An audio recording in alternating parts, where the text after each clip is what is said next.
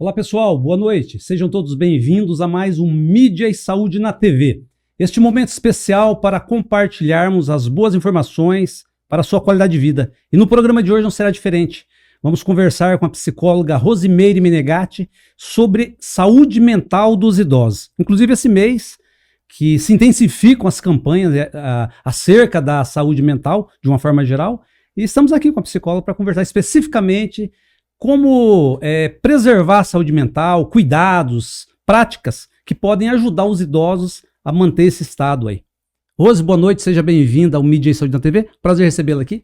Boa noite, Alderi. Um prazer estar aqui com você para falar sobre esse assunto que hoje tem me interessado muito, a saúde mental dos idosos. Com certeza. E a população cresce, né, Rose? A população idosa, né? Exatamente. A expectativa é de crescer cada vez mais, né? Sim, existe uma expectativa da Organização Mundial de Saúde que até o ano de 2030 nós teremos mais idosos do que crianças e adolescentes até 12 anos de idade. Você consegue fazer uma atribuição aos fatores, o fator que está levando? As pessoas estão se preservando mais, estão se cuidando? O que você pensa nesse aspecto, Rose? Sim, tem a questão da qualidade de vida que as pessoas têm buscado, o acesso à saúde, né? Ele, por mais que as pessoas reclamem do SUS, ele está aí e faz a parte dele, né?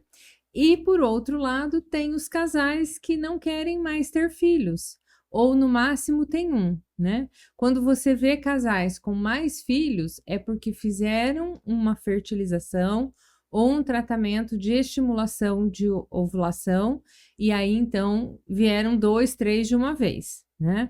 Mas, caso contrário, os casais ou têm um filho ou nenhum. Uma coisa muito importante de frisar, né, Rose? Saúde, até pelo próprio conceito da Organização Mundial de Saúde, a OMS, né, a saúde, o conceito, a definição é muito amplo, né?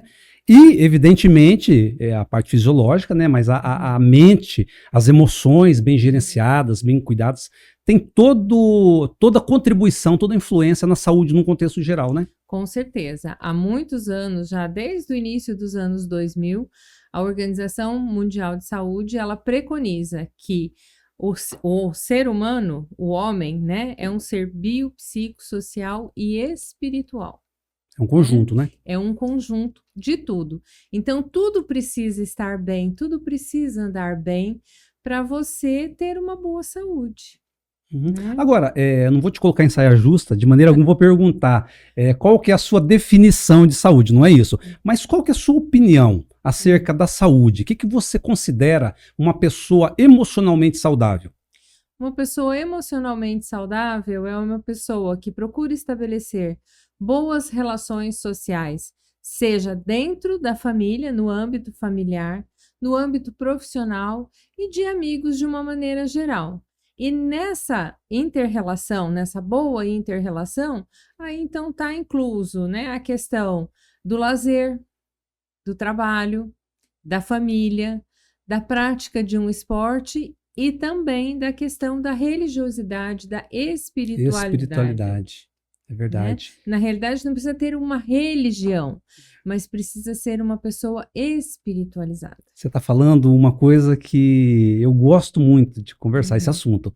E eu vejo uma diferença, uma distância muito grande entre religiosidade e espiritualidade. Exatamente. Porque a pessoa pode ser espiritualizada e sem estar arraigada a um templo. Não quer dizer que quem está ligado a um templo não tem espírito. Não estou dizendo isso. Estou dizendo que a pessoa pode estar à margem de um templo, de uma denominação religiosa e ter uma espiritualidade. Né? Porque eu acho que a espiritualidade ela vai muito além de dogmas do templo, né? Exatamente, é isso mesmo, Alderi. Eu não preciso ser de nenhuma denominação, seja ela desde o candomblé, do espiritismo, catolicismo, as religiões evangélicas que são inúmeras, né? Seja protestante, né? Pentecostal, católica. Enfim, exato, não importa.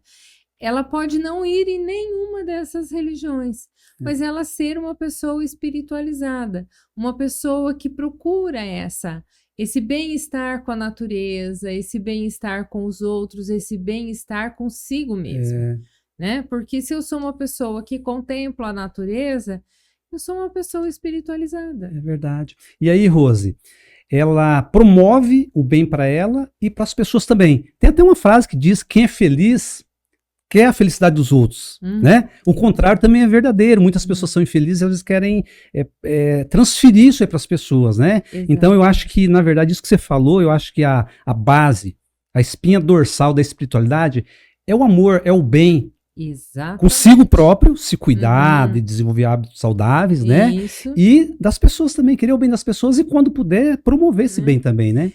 Tem aquele ditado que diz, né? Quando você semeia coisas boas, a sua colheita é de coisas boas. Não tem como fugir, né, Rose? Não tem como fugir. É. Então, quando você começa com maldade, com inveja, em relação às pessoas que te cercam, seja na família, no trabalho, amigos, né? Que amigos são esses? Se você tem inveja desse amigo, né? Você tem que torcer pela felicidade do seu amigo, pelas conquistas dos seus amigos, pelas conquistas dos seus familiares, né? Você não pode torcer contra, né? Há pessoas que são próximas de você. É verdade. Isso aí que você está falando, Rose, tem tudo a ver com o contexto do nosso bate-papo, tem tudo a ver com a base do que a gente está falando, de promoção de saúde, inclusive, né, vamos entrar já especificamente nos idosos, né? Só complementando não, só fazendo observação aqui, né? Muitas pessoas falam da impunidade. De repente, até do ponto de vista humano, existe uma certa impunidade, mas eu não acredito que exista a impunidade, porque eu acho, é o que você falou, tudo que a gente faz volta. Se é o bem, vai voltar, mas se é o mal, também vai voltar. Isso aqui não é romantizar os problemas, nem querer espiritualizar, mas eu não tenho dúvida disso, viu, Rose? Eu falei a semana passada com o médico sobre isso, eu tenho plena convicção disso, que a lei do retorno, lei da semeadura, causa e efeito, seja qual for o nome que for dado, mas existe, é inevitável e infalível, né? Com certeza, né? Então, se você faz o bem, se você deseja o bem para as pessoas, isso vai voltar para você. E aí, assim, tem aquela coisa também, né? Que às vezes você olha para uma pessoa num lugar que você chega e parece que o santo não bate, né? Isso. Então, simplesmente não se aproxime. Para que se aproximar? Para falar mal do outro, né? Então, não, deixa a pessoa lá e vai com outras pessoas que você se afina, tem sintonia. Exatamente. Né? Eu acho que isso aí chama-se sabedoria, autopreservação. Eu acho que ninguém é obrigado a conviver com pessoas e nem ambientes que fazem mal. Né? E nem ficar falando sim quando quer falar não. Eu acho que a questão de saúde tem tudo a ver também com saúde, né, Rose? Exatamente, porque muitas pessoas que não sabem dizer não, elas sofrem muito, elas adoecem mentalmente, espiritualmente e fisicamente. Né? Porque eu vou fazendo coisas, quando eu não digo não, eu vou fazendo coisas que eu não gosto, que às vezes vão contra os meus princípios, né? E isso faz com que eu adoeça. É um outro flagelo, na verdade, isso. Né? Rose, agora falando especificamente do nosso tema, de uma forma geral, a gente ouve os médicos falarem, né, que o processo de envelhecimento implica, de uma forma geral, né, claro, tem exceções, em doenças, em problemas de articulação, nos ossos, a capacidade vai ficando diminuta, né? Do ponto de vista emocional, você faz essa mesma análise, à medida que a pessoa vai envelhecendo, a questão cognitiva, a questão emocional, o idoso vai se fragilizando emocionalmente, vai ficando mais sensível? Com certeza, né? Nós somos uma máquina, né? Humanos, mas uma máquina, né? E se uma máquina envelhece, as peças vão ficando ruins e precisam de manutenção, nós, seres humanos, também precisamos. E em todas as áreas, seja na parte física, né, com atividade física, com consultas médicas regulares para ir cuidando dessa sua saúde física, a saúde mental também. E aí, o que acontece com o idoso? O idoso, ele costuma repetir as histórias, né? E o que o jovem não tem paciência? A gente que, né, tem um pai idoso, mãe idosa, tal, você tá naquela correria do trabalho, do dia a dia, e eles querem contar a mesma coisa, eles lembram do mesmo acontecimento. Se você nunca tem tempo para sentar e escutar, É a mesma coisa quando você tem uma criança que faz uma pergunta e aí você fala assim, espera um pouquinho que a mãe está ocupada, depois eu respondo e depois você esquece e não responde. Então é a mesma coisa com o idoso. A gente precisa ter tempo para o idoso e a gente precisa saber escutar a mesma história várias vezes. Sem se irritar. Sem se irritar, como se fosse a primeira vez. Uhum. Ô, Rose, já que você citou a questão das crianças, né? Qual que é o paralelo, análise que você faz do ponto de vista emocional entre uma criança, 2, 3, 4 anos, e de um idoso já que passou dos 80? Você vê que os cuidados, as necessidades são parecidas? Mais ou menos. Não dá pra gente dizer que o idoso virou criança. Não, né? Não. Isso eles ficam muito irritados e com certeza, porque eles têm toda uma bagagem maior do que a sua, uma vivência imensa, e aí você vai chamá-los de criança? Não. Idoso não é criança, né? Agora, a criança, ela precisa dos cuidados. Ela não consegue sobreviver sozinha. O idoso, após os 80 anos, diminui a capacidade dele, né? Por conta de articulações que já não são as mesmas, né? De algum problema de saúde, uma insuficiência cardíaca ou respiratória, né? Então, assim, tem uma série de coisas. Bem, a gente vê que tem aí muito cinquentão que tá pior do que os verdade, de 80 ou mais. Com certeza. Né? Então, como eles têm essa debilidade, né? Muitos já não dirigem mais, aí não escutam, né? Então, eles precisam ter esse monitoramento da família, né? Ah, mas a família do fulano lá contratou, tem 4 cuidadoras, né? Tudo bem. Porque ele ainda está num processo produtivo e ele não consegue ficar lá o dia todo. Então, que ótimo que ele consegue pagar essas cuidadoras para ficar 24 horas com o seu pai ou com a sua mãe. Perfeito, não tem problema. Mas a hora que ele estiver perto, ele precisa dar atenção, né? Com certeza. E não é porque está idoso que não precisa ir ao médico, que não precisa fazer exame, que não precisa de fisioterapia, que não precisa de um educador físico. Precisa, né? Cada um vai precisar de uma coisa diferente. Com certeza. Né? Porque as pessoas, né, uma tem mais problema respiratório, outra tem mais problema cardíaco, outros têm de locomoção, e cada um dentro do seu quadrado vai ter que ser atendido nessas suas necessidades. Com certeza. Você citou aí pessoas jovens, que às vezes os idosos têm mais vitalidade do que os jovens, né? Vou citar um fato que aconteceu comigo. Meu pai vai fazer 91 anos. Há cerca de uns 10, talvez até menos 10 anos. Ele tinha 80 e poucos anos, ele mora em Quinta do Sol. Do lado da minha casa morava um amigo e cresceu o colonhão, muito mato. E eu sempre falava pra ele, fulano, quando eu vier aqui de Maringá, eu vou carpir pra você esse quintal. Ele, que você vai carpir? Você não aguenta e tal. Eu falei, não, eu vou carpir. Chegou num sábado, eu pulei e meu pai falou, você não tem costume, você não vai aguentar. Meu pai já com 80 e poucos anos, né? E eu na época tava com 40 e poucos, né? E eu pulei, mas como eu tinha falado, não, eu vou aguentar sim. E pulei, peguei a enxada e fui. Rose, eu dei umas 2 enxadadas, já tava morrendo. E pra piorar, eu escorreguei numa fossa e caí e arranhei a perna, mas eu continuei. Mas eu tava morrendo. Mas meu pai desconfiou. Ele desconfiou e ele pulou e começou a carpir comigo, né? Daí eu peguei ânimo, né? Depois que terminou, eu falei, pai, se o senhor não pula aqui, não me ajuda, eu tinha morrido, mas eu não ia dar o braço torcer. Então, só para complementar o que você falou, exatamente isso, né? Então, a idade cronológica não significa que a pessoa não pode se cuidar, não pode ter uma boa saúde, né? Exatamente. E assim, né? Se a gente for pegar os nossos idosos aí, de 80 a mais, né? Muitos moraram na roça, que é isso que você falou. Por que seu pai foi lá com 80 e poucos anos carpir?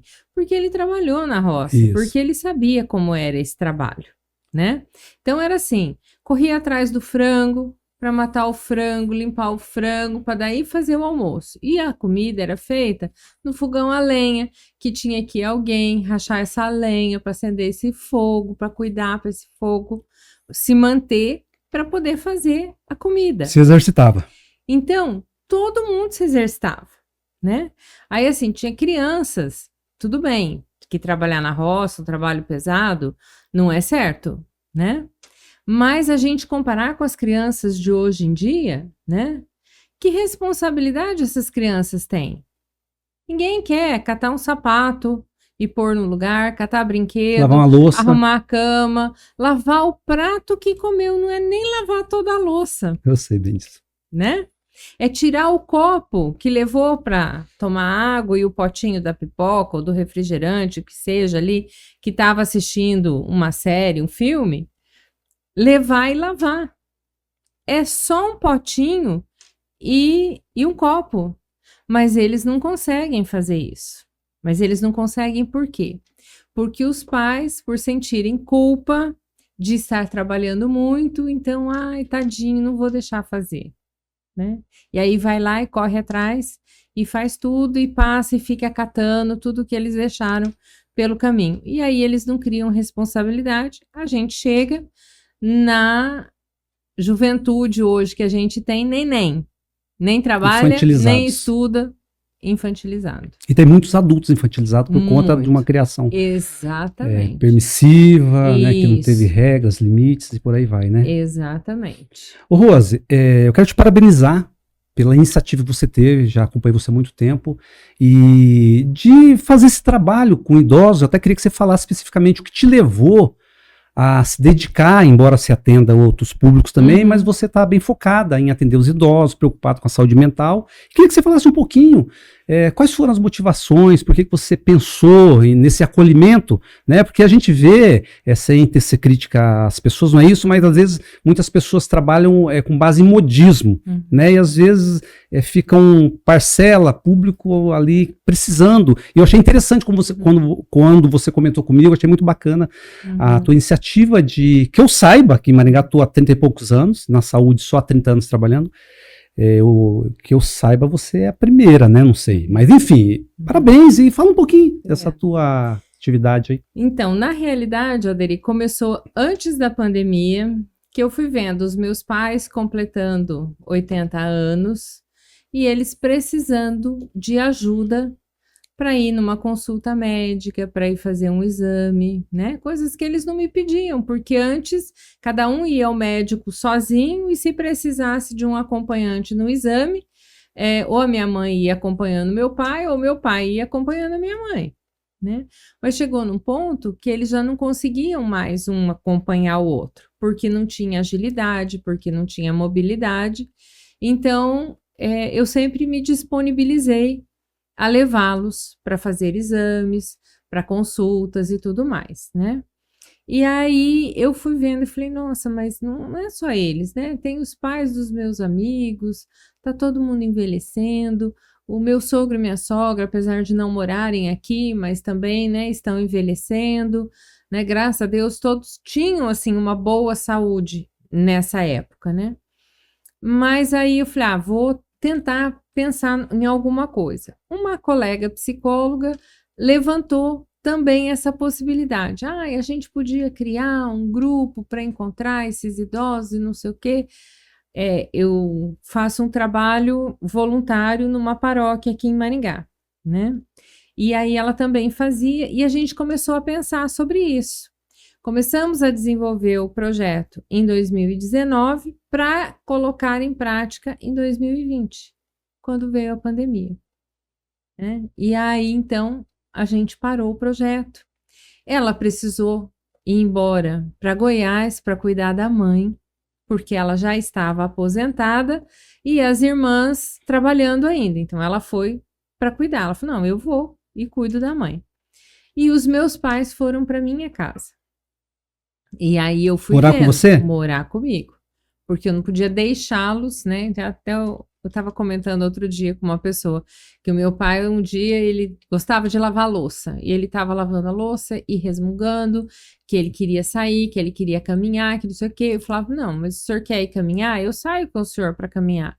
Mas ele queria caminhar onde tinha comércio, onde ele parava para conversar. Gente. E eu falei, pai, não pode. Né? Ele, não, mas me leva de volta para o meu apartamento. Eu falava, pai, não pode. Se o senhor ficar lá, o senhor vai sair na rua, o senhor não gosta de usar a máscara, que não era só ele, né? Que não gostava, Verdade. né? Mas a gente se obrigava e usou, né? E aí eu falei, se o senhor pegar essa doença, o senhor já teve várias pneumonias, e o senhor vier a falecer, eu vou ser responsabilizada pelo Estatuto do Idoso. Porque vai ser abandono de incapaz. Negligência, abandono. Né? Aí ele ficou assim, eu falei, não tô falando que o senhor não consegue mais fazer isso. Consegue, o senhor não tá aí lavando a louça, né? O senhor consegue, que ele não gostava de celular, mas ele gostava de computador. Ele tinha Facebook, ele vivia mandando e-mail, ele mandava e-mail, ele gostava de mandar e-mail, né? Mas o celular ele não gostou, ele teve vários e todos ficavam lá esquecido. Ele saía de casa sem o celular, ele deixava acabar a bateria.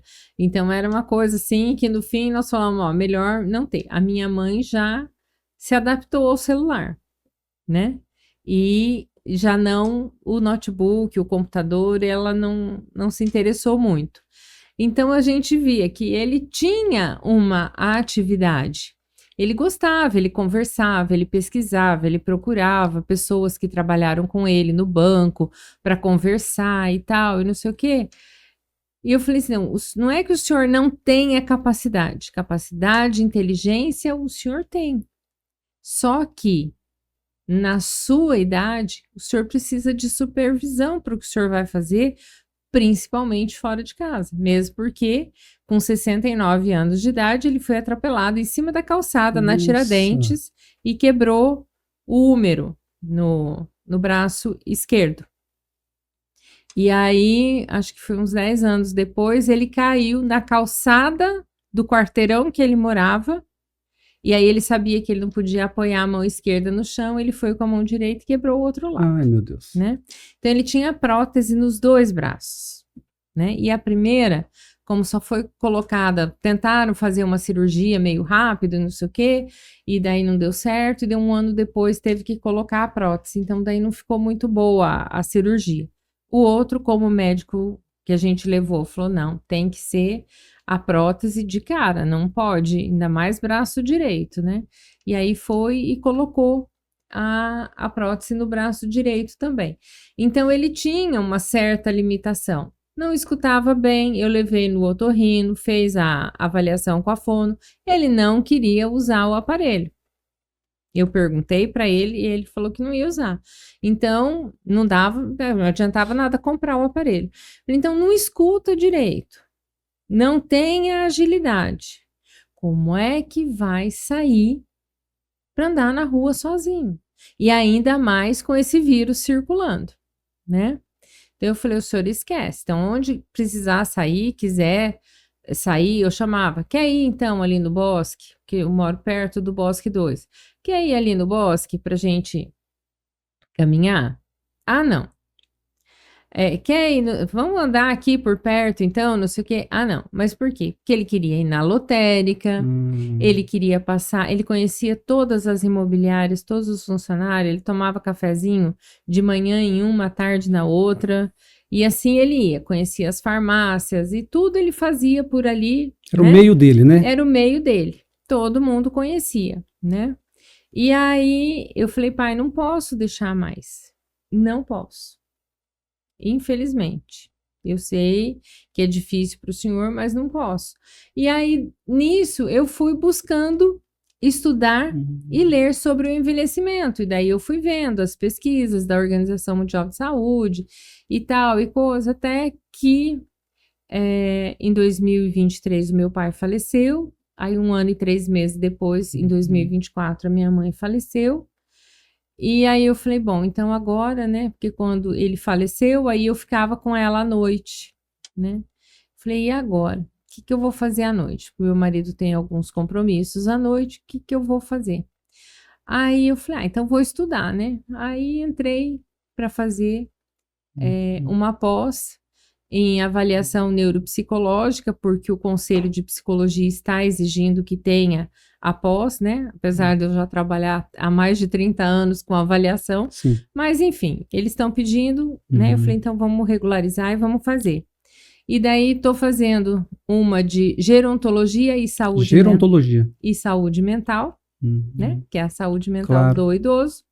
E estou fazendo uma de arte-terapia. Arte-terapia. Que é para desenvolver o trabalho já pensando neles. Tudo pensando que nos legal. idosos. Tudo pensando nos idosos. Ô, Rose, agora, evidentemente que você vai lançar mão de várias ferramentas, vários recursos, né?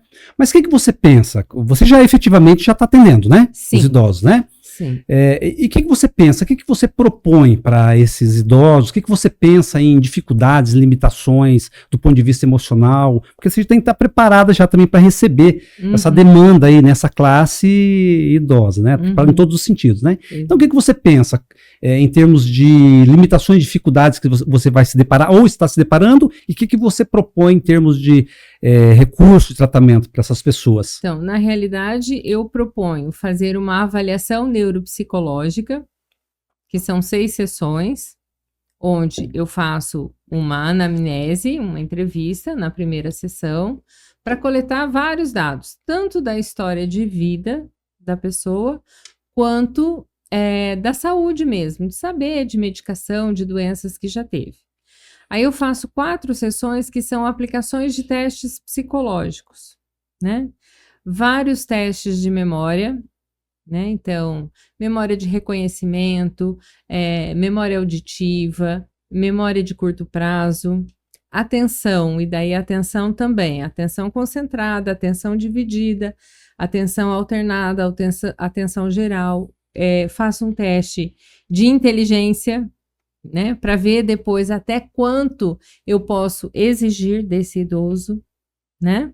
Porque se ele tem uma inteligência dentro da normalidade ou um pouco acima, eu posso exigir mais. Se ele tem uma inteligência um pouco menor, então eu vou exigir menos, né? No final, a última, eu faço a devolutiva com a entrega do laudo, né? E aí eu faço a proposta de um atendimento de reabilitação e intervenção cognitiva, né? Intervenção e reabilitação cognitiva. O que seria isso? Então, a gente vai fazer atividades tanto da área da linguística, quanto da área do cálculo, né? Mas também de raciocínio lógico, né?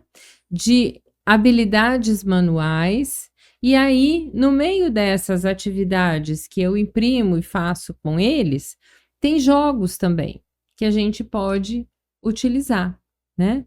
E aí são jogos que eu já utilizava com criança e adolescente e que dá para utilizar com idoso também, né? Que são jogos que vão trabalhar atenção, foco, concentração, né?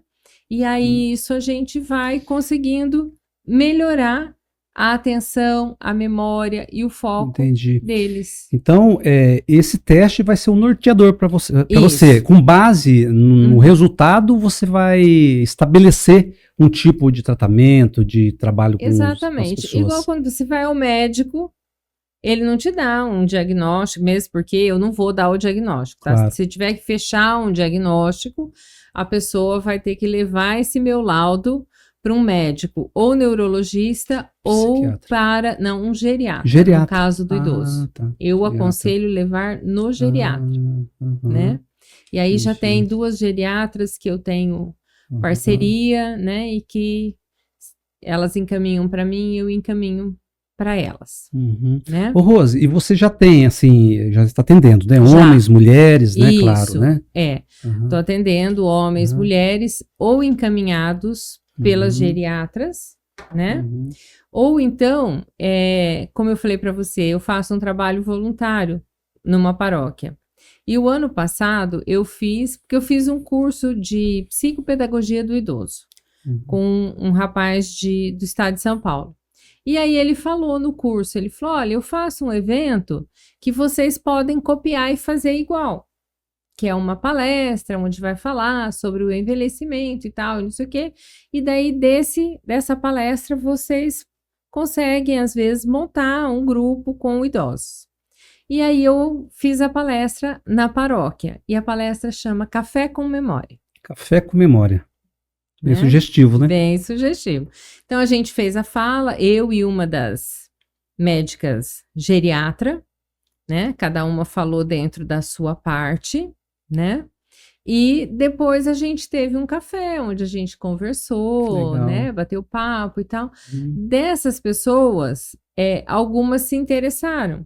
E daí a gente montou um grupo, né? Agora nós estamos de férias. Voltamos na primeira semana de fevereiro.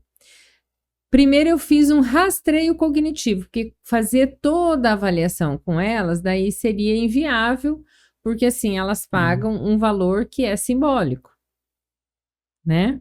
Então, é só mesmo por conta do material que eu utilizo, né? E aí, eu fiz só um rastreio cognitivo, com testes que a gente pega na internet, que é de domínio tanto de médicos, psicólogos, fisioterapeutas, fonoaudiólogos podem aplicar, né? E aí, eu fiz esse rastreio cognitivo e a partir do rastreio cognitivo eu levava as atividades para elas o ano passado. Em dezembro, eu apliquei novamente o rastreio cognitivo e deu uma alteração para melhor. Olha só que bacana. E foram o quê? 4 meses de atendimento. Puxa vida. Imagine isso, né? Aumentado aí, né? Então, O tempo, né? Aí se você pensar nisso a longo prazo, né? Então, assim, mas existem franquias que fazem esse trabalho. Existe. Só que a franquia é assim, Odeli. São 10 pessoas do grupo, né? E aí, não importa se um tem uma inteligência maior, o outro tem inteligência menor, capacidade, ou teve um AVC, o que aconteceu? Mistura todo mundo. É na faixa etária, por exemplo, de 55 a 70 anos, vamos supor, tá? E aí, essas pessoas são colocadas no mesmo caldeirão. Olha só, né? que legal. E aí tem... eu até coloquei o meu pai. Antes da pandemia, eu sim. tinha colocado o meu pai. E no começo ele foi bem. Depois ele não quis ir mais. E aí eu falei, pai, tudo bem, o senhor não quer ir mais, não é obrigado a ir. Mas como tá pago até a próxima semana, que encerra o mês, aí o senhor vai só pra gente não perder, tá? Mas eu só queria que o senhor me dissesse o que aconteceu. Ele falou, é que tem um monte de senhorinha lá com dificuldade. E aí, como ele lia muito, ele fazia sudoku, entendeu? Palavra cruzada e tal, né? Ele não gostava de caça-palavra, ele gostava de palavras cruzadas, né? Para pensar na resposta, né? Aí ele falou, então, assim, eu tô ficando de lado, né? E aí, a queixa que eu já escutei de algumas franquias que faz esse grupo e aí não equilibra, né? Tem que ver o perfil de cada pessoa, né? Para adequar, né? Adequar, exatamente. Ô, Rose, você falou duas questões que me vieram à mente aqui. Você falou de memória e é fácil a gente perceber, não é uma regra, mas idosos, que ele tem uma dificuldade, fatos de muitos anos atrás, eles contam com muita facilidade. E às vezes um acontecimento de curto prazo tem dificuldade de lembrar. A minha pergunta é o seguinte, né? Isso é normal nos idosos, essa dificuldade? E a outra pergunta, você dentro do teu protocolo de tratamento, de acompanhamento, terapia, você tem alguma estratégia, algum recurso também para atuar nessa questão? Não estou considerando pessoas que têm doença de Alzheimer, esquecimento proveniente de doença efetivamente. Estou falando dessa questão mesmo do avanço da idade, né? Na realidade, assim, todos nós vamos perdendo essa memória de curto prazo, né? Às vezes a memória de reconhecimento, ela é mais fácil do que a memória de curto prazo. Né? E a gente vai perdendo mesmo, né? Então, por isso que quanto mais idoso, mais eles lembram da minha infância, quando eu era criança, quando eu casei, quando eu tinha as crianças pequenas. Então, lembra e conta o fato com detalhes. Tem a ver com a questão afetiva? Desculpa te cortar. Pode ser. Uma memória afetiva? É isso que talvez faz lembrar coisas do passado? Com certeza, porque daí lembra não só de coisas boas, mas lembra também de coisas de ruins. coisas ruins. Né? Entendi. Então, assim, eu estava atendendo uma senhora, agora ela foi fazer uma viagem com a filha, então ela falou, eu vou gastar um pouco, então eu vou dar uma paradinha, em março eu volto. Falei, não, tudo bem.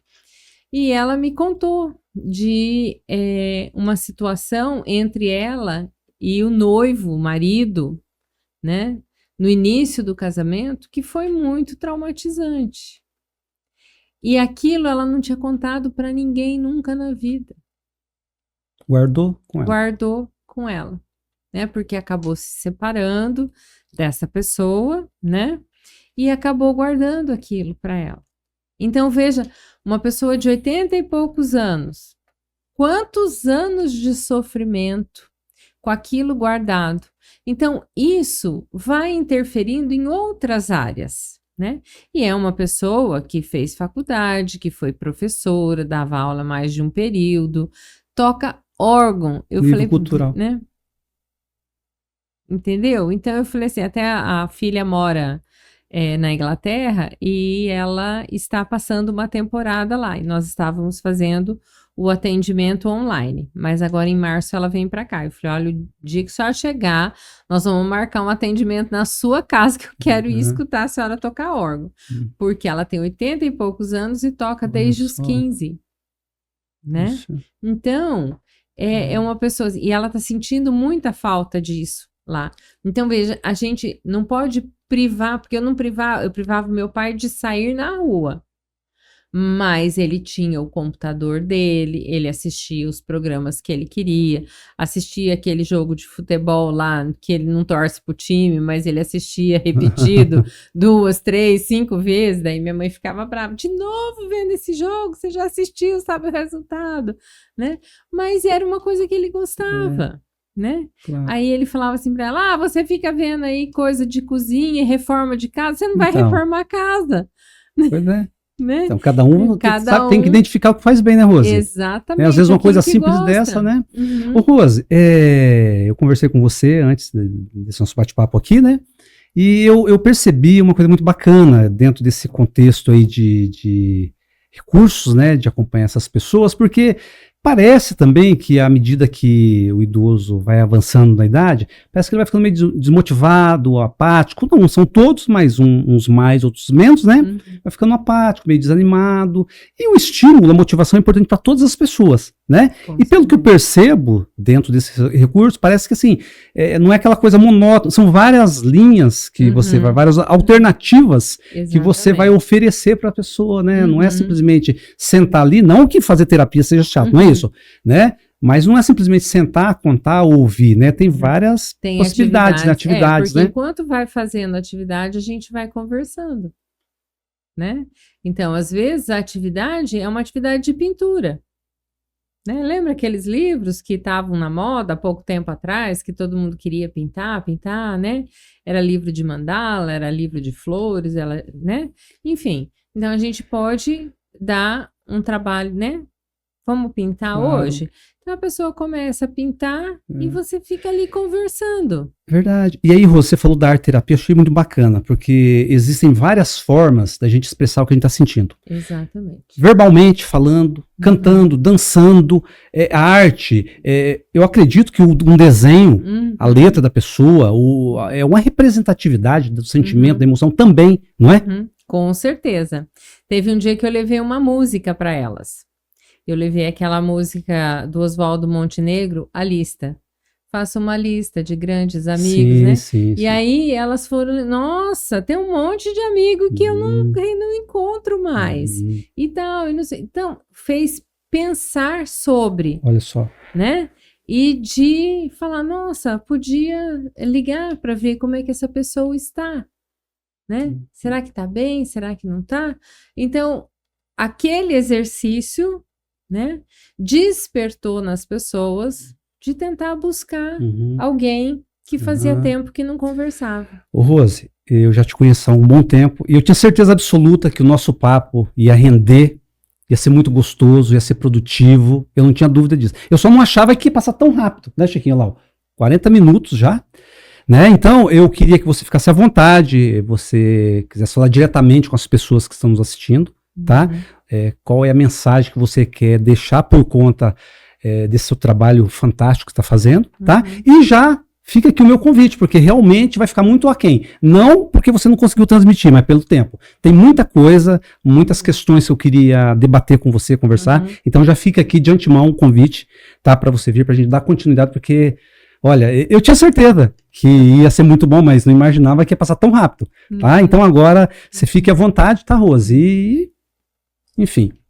Na realidade, o que eu teria para dizer, Alderi, é que assim, as pessoas precisam começar a olhar para o idoso com mais carinho.